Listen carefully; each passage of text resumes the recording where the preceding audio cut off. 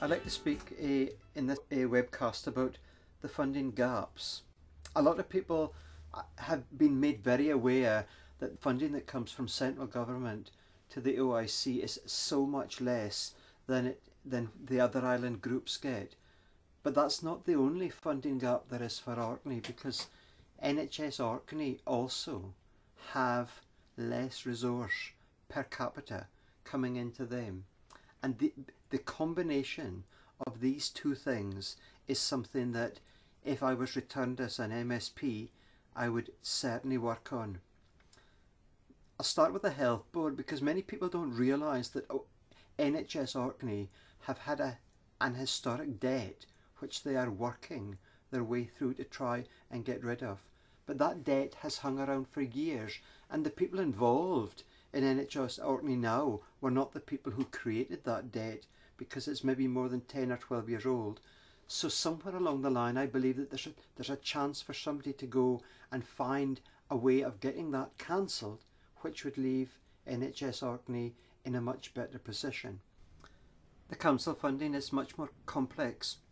It's built up with a whole lot of different elements that come together to give us what we get each year, and that global figure is so much less than the other island groups. Expert skill needs to be applied to get in to the Scottish Government and look at particular areas where we can get more to redress the funding gap that we have.